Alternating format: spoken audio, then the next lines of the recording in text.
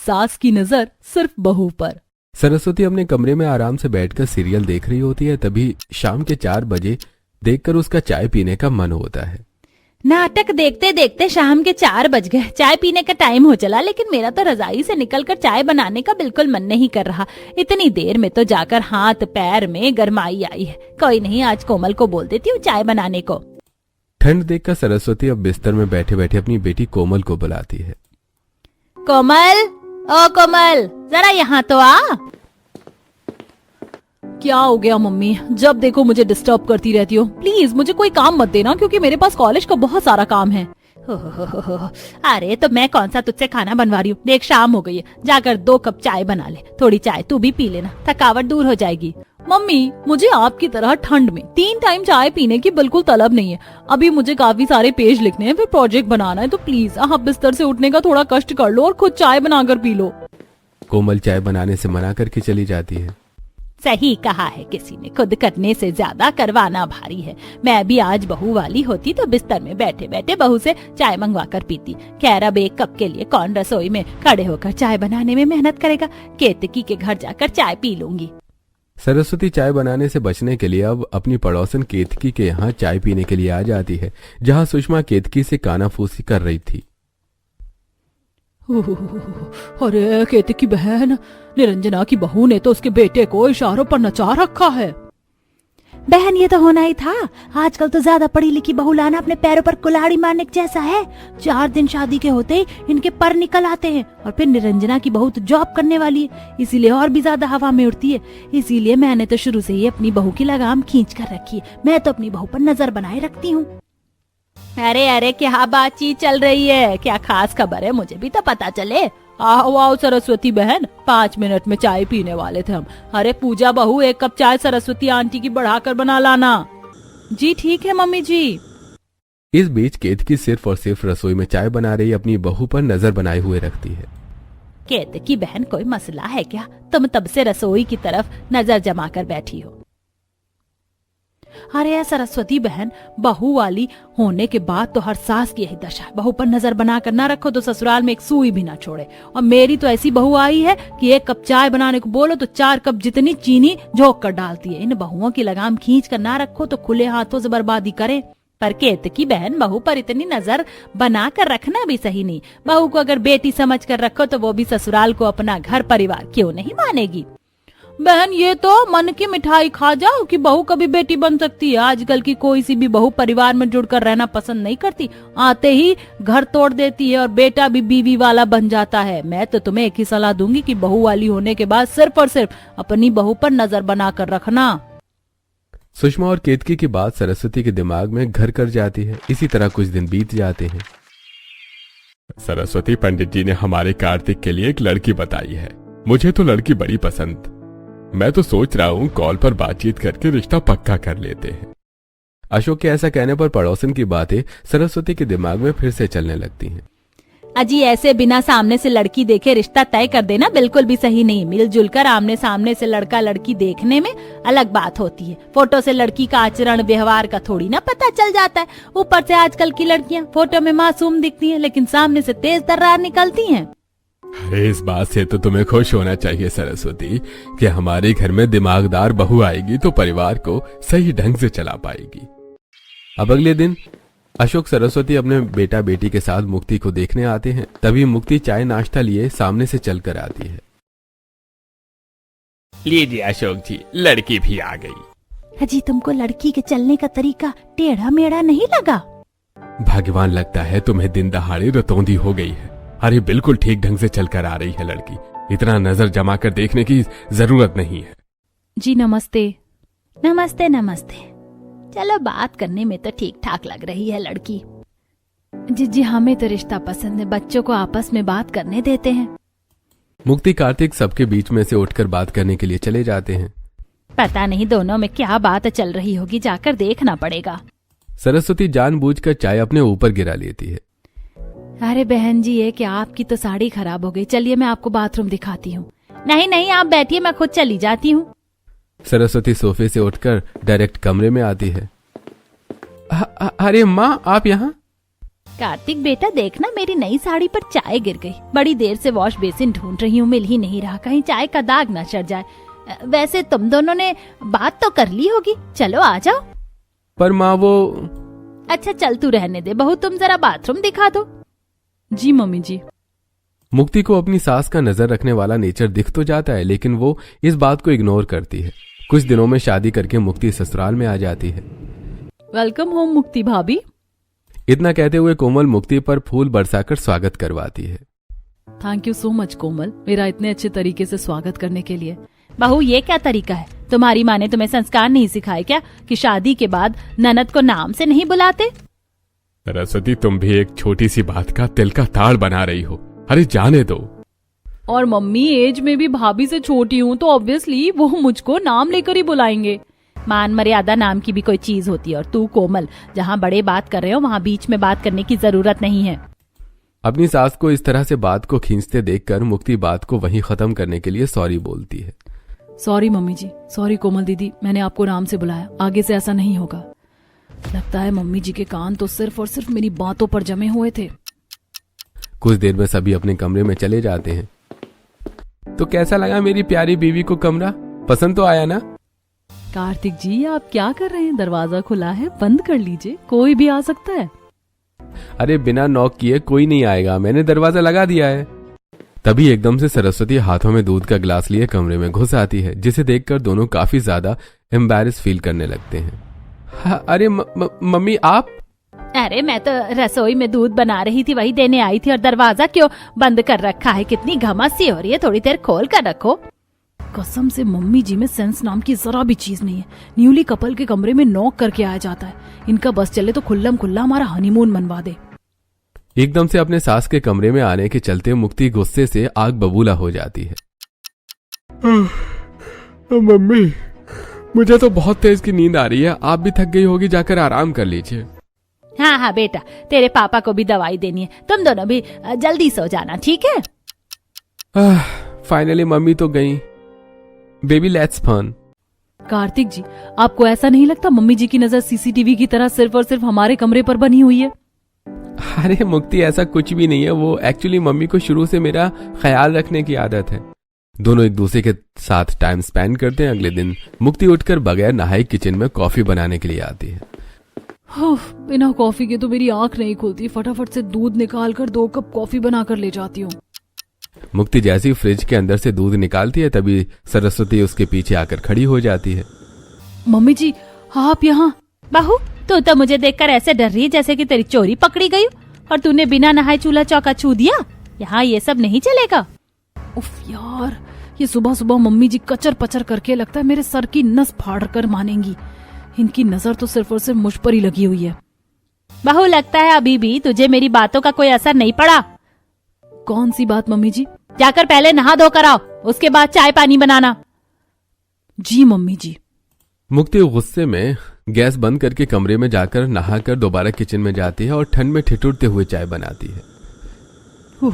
Mummy जी, सुबह सुबह मैं नहाने के ऊपर नहा धोकर पीछे ही पड़ गई थी। ठंडे ठंडे पानी से नहाकर मेरी तो कुल्फी जम गई। अच्छू।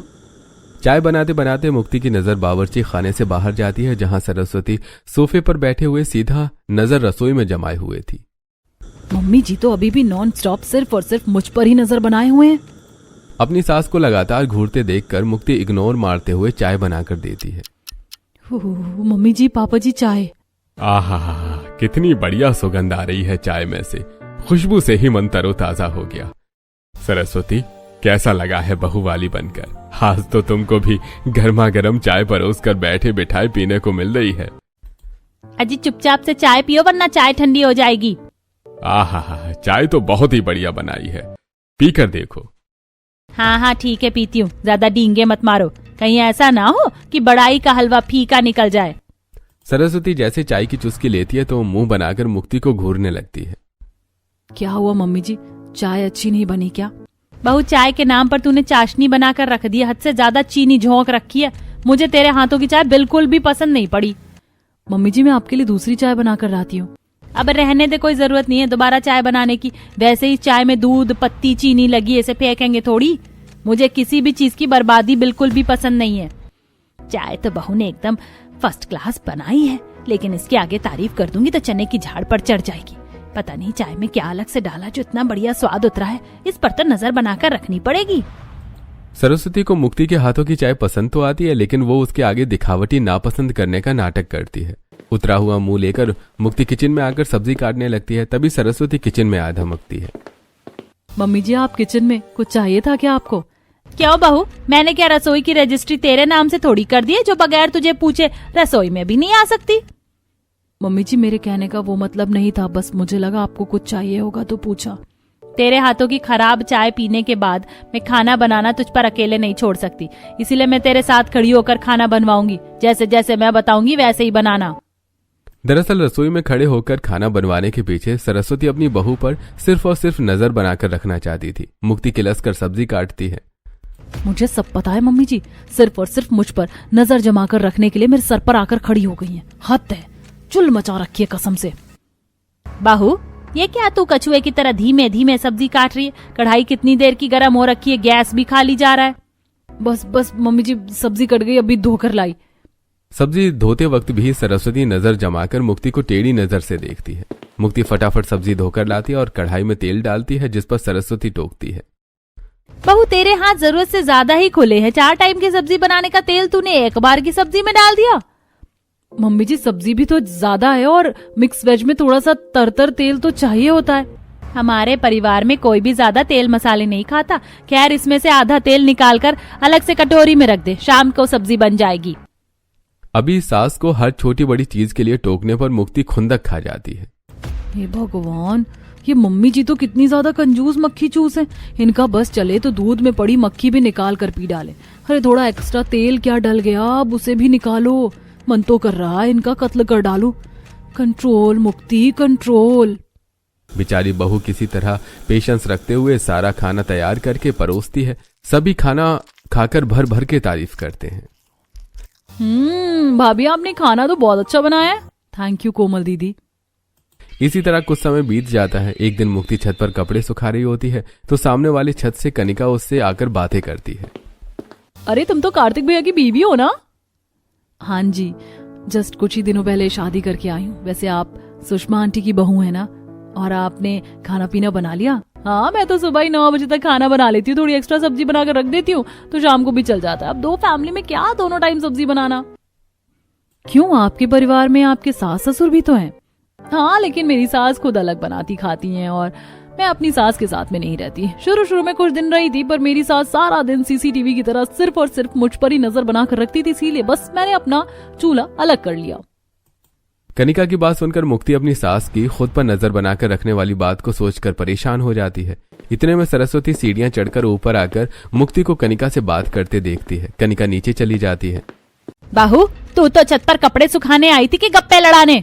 मम्मी जी मैं तो बस कपड़े ही सुखा रही थी, इतने में वो आकर बात करने लगी। कोई जरूरत नहीं है उससे बात करने की, ऐसी बहुएं केवल दूसरों का घर खराब करती हैं, वो खुद अपने सास ससुर के साथ नहीं रहती है। मुक्ति फटाफट बाकी के कपड़े रस्सी पर फैलाती है। तब तक सरस्वती छत पर ही टहलते हुए नजर बनाकर रखती है, जिसे मुक्ति अब इरिटेट होती है। हद है कसम से, ये सासू माँ जब देखो सीआईडी की तरह मुझ पर नजर बनाए रखती है, जैसे मैं बहू नहीं कोई साइको किलर हूँ। बंदा 2 मिनट किसी से बात नहीं कर सकता। इसी तरह कुछ समय बीतता है। एक दिन मुक्ति सफाई करने के लिए अपनी नंद के कमरे में आती है तो उसको किसी से हंस हंस कर बात करते हुए देखती है।